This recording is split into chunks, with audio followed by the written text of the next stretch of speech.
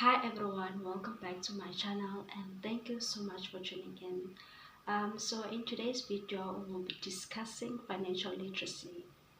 Um, the reason why I chose this topic today is because a lot of people, especially black people, are struggling and they are drowning in debts because they don't have the knowledge of financial literacy. I mean, something that is not even taught at school. So I will unpack the tools that will help you. Firstly, what is financial literacy? Financial literacy refers to skills and knowledge and understanding the concepts and tools in order for you to make effective decisions when it comes to personal finance and actually be better and know how to handle your money. Well, the reason why I want us to talk about this is so sad that you see people who are working yet they don't have savings, they have nothing to show off. In fact, they are drowning in debts. That is why I want us to discuss this topic today. First of all, what is it that you need to understand is budgeting. Um, Budgeting plays a good role when it comes to finance because you'll know exactly how much you are spending per week, how much you're spending per month. This is where you're actually making calculations on the things that you spend. For instance, you'll know exactly how much you're spending for petrol and you'll allocate that money. And if you've got kids and you're paying school fees, you'll know exactly how much you are paying. How maybe you've got a house, you are paying for a bond. You'll know exactly how much you are spending each and every month so that you'll minimize the cost and try to save. Budgeting will help you because you'll have an idea how much you are spending for each and every month, how much money that is getting into your bank account. That way you'll make better decisions in terms of saving and minimizing the cost. Secondly, another thing that I want us to look at is emergency fund. Emergency fund is very important. Emergency fund is actually a plan B, um, a contingency plan. Let's say you are working, you are permanent, everything is looking good. Now they're telling you that they are retrenching you because the company is liquidated or it doesn't have money to pay more salaries for employees. This way, if you've got an emergency fund, this will help you so much because um, it will pay your debts, it will pay all your expenses. And how do you calculate that? This goes back to budgeting. Once you know exactly how much you spend for a month, you'll know exactly how much money you need to save for emergency fund.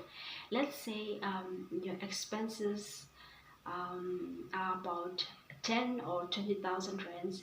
That means you need to save 20,000 rands. That means each and every month you are spending 20,000 rands, and if you times that by 12, in order for you to calculate your emergency fund, you will say 20,000 that you are spending, 20,000 rand times 12 months. After that calculation, let's say 20,000 will give you about, probably you need to have 140,000 rand if I'm not mistaken for 12 months. You can start by putting money away for 6 months, then you'll be motivated to put more money for actually for 12 months. Then you know exactly you are settled. Even if you are retrenched, you are not worrying about the debts that you are having, you are not worried about the car that you are paying for, or even a rent. You are not even worried about that because you know there's money that you've got emergency fund. Thirdly, I want us to discuss savings. Savings are very important. In terms of savings, you need to put money away so that during rainy days, you know exactly that you are covered. You've got your savings, and you must know exactly why are you saving. You need to have a goal. Actually, you can't just save for the sake of saving because somebody just told you that in order for you to live a comfortable life you need to have savings. You need to ask yourself what is it that you are saving for. Once you know your goal, this will actually motivate you to start saving. Maybe you are saving for a car so that you can deposit a lot of money, or you are saving to buy clothes, anything that you want to buy. Instead of taking credits for that, you can just buy it cash. Let's say maybe you are saving for a furniture for your house. You need to be comfortable with a delayed gratification. so that you won't have debts, so that you won't have unnecessary debts. Yeah, I hope everyone gets it. Another thing that I want us to discuss is pay yourself first. Here, you need to pay yourself first. Every time when you are getting paid, put some money away. Just tax yourself, because already you are paying for tax. You are actually paying for your house or your car. You've got actually expenses. Why not pay yourself first, so that you know you've got money that you are paying for yourself. Actually, this money that you are paying yourself first might actually help you in terms of investing. um, it might come in handy, especially when you want to invest. It's very important to pay yourself first. Another term that I want us to discuss in terms of financial literacy is investing. Investing is very easy nowadays. You don't have to be rich in order for you to buy shares or to buy stocks. You just need to do a research on what you can invest in. Like, I mean, here in South Africa, you've got easy equities, you've got Luno, you can buy cryptocurrencies. There's a lot of things that you can actually invest on. If you are confused on what to invest, just look around and ask yourself, what is it that you are using on a daily basis? Like, for example, people use phones. You can invest. Property will always be there. You can invest in property. If you don't know, just do a research about it, where you can invest your money.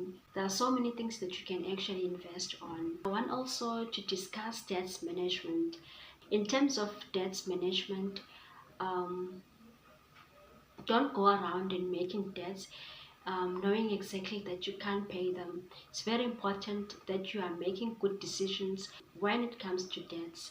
Before you can even apply for a loan, ask yourself if you will be able to afford, or you'll be able to manage with these debts. Like for instance, we are always told that a house is an investment, of which it can be an investment, it can be an asset, it can be also a liability. Especially if you can't afford to buy a house, you need to do a research if will I be able to pay this debt, or I can't actually pay this debt. You need to accept, sometimes you just need to save more money. Then you can start actually go and borrow to the banks. You can't just go to the bank and ask them. Like some other people, they have this tendency of going to a car dealership and say they want a car. Can they check if they can afford? If they can afford to buy a car, a bank will just want to know your bank statement, how much you are earning each and every month. If you are earning, let's say you are earning about 50K, or you are making about 20K, they're not gonna ask you how many debts that you have. Just see your pay slip and be like, oh, this person can afford this car for about 300K, yet you've got other expenses and you can't afford this car. A house can be a liability, a house can be actually a, an asset. Let's say for an example, you're gonna buy a house that is like about 2 million or 1.2, whatever money. You need to consider the rates. You need to consider a lot of things when you are buying a house. You'll find out that after calculating everything, it's not going to make sense to you. You won't be able to afford to pay for the rates and municipal services. So the best way maybe for now is to rent. When you are renting, you are not worried about those extra. Also, if you are managing your debts very well, your credit score will go up. Like, it will be easy for you to negotiate for an interest. Let's say you're looking for a house. Let's learn, guys, to negotiate with the banks. You can't just accept that interest rate that they are giving you. You need to fight and tell them this is not what you want. Learn to negotiate actually. And the last thing that I want us to discuss is to start a side hustle. Side hustle will help you so much, because You cannot only have one source of income and think that everything is okay, especially in today's economy. You can't really rely on one income. Whether you start a business, physical business or online business, and see what else you can do that can actually make you money. If another source of income fails, you know that you are well taken care of because you are not relying on that only one source of income. Yeah, that's all I wanted to share with you guys. Thank you so much for tuning in.